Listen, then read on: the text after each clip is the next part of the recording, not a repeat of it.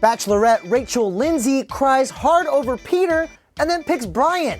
Plus, we're still reeling over Pratt and Faris' split. Don't look at me, I have no more tears to cry, all dried up.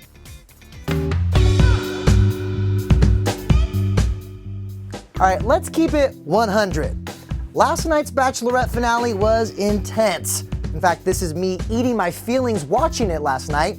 And like the other 7.5 million people who tuned in, we watched a very emotional and pretty dramatic breakup between Rachel and Peter, who just couldn't commit to that whole proposing only after knowing each other for a few weeks thing.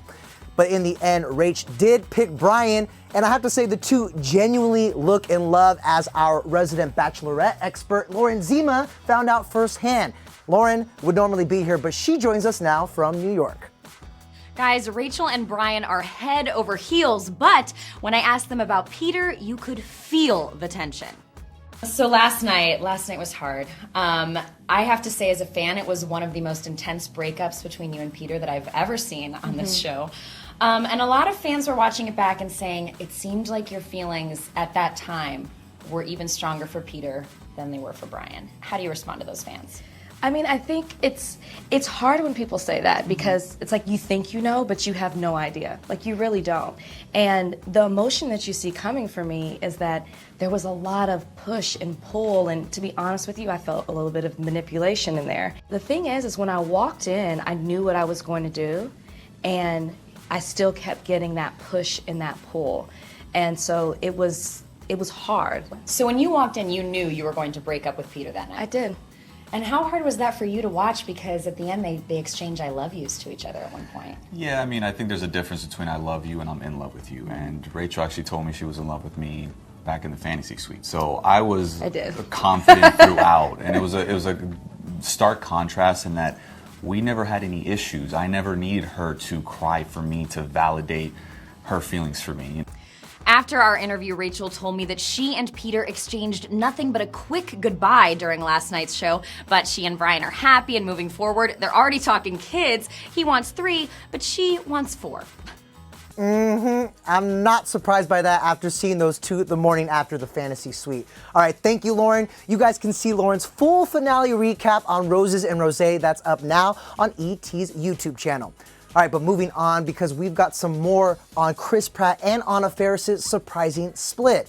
Yesterday, many of you were just as shook as I was over this, and today we have all new details on the breakup.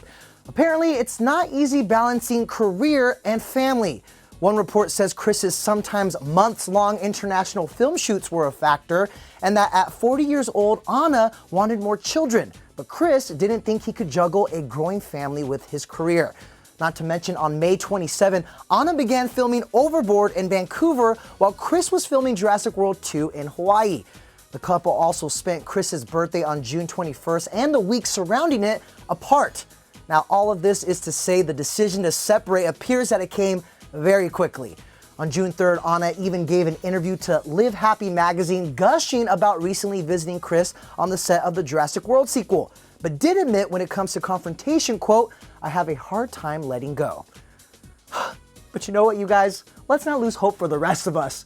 In fact, here's proof that not all love is lost. Chrissy Teigen just shared this sweet shot with John and daughter Luna on vacay. And that is a perfect 10 on the John and Chrissy scale, if you ask me. But I do want to know, what other celeb couples are you guys hoping are in it forever? Hit us up in the comment section right now. One star expanding his family is James Corden.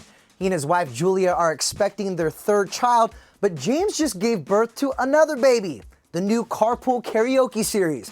The show premiered last night on Apple Music, and ET was at the star-studded premiere where our Kevin Frazier got James to give up who his favorite celebrity passenger has been so far. What has been your favorite, and what's your favorite going forward?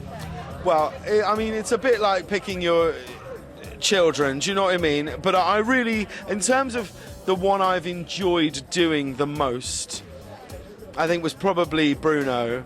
Like, I got a bit depressed afterwards. Why? Because I've been looking forward to it for so long, and I'm such a fan of his that when we'd done it, I was like, oh, I'm not going to get to do that again, you know? And so that was incredible. And then in this show, I can't really pick one of my own. Like, so I've done with the first one with Will Smith, Right. which was just a dream for me. Now this is a story all about how my life got turned upside down. And then I see out the show that the last episode is me and LeBron James, which is a really amazing episode. It starts in an empty Staples Center and ends with a huge ending to the series. Well, there are 16 episodes coming your way, and you can check all that out on Apple Music. We'll have more with James, Bachelorette Rachel, and Chris and Anna tonight on ET and over at etonline.com. So come hang out with us there. And again, tomorrow on Daily Denny. You guys know where to find me. Goodbye.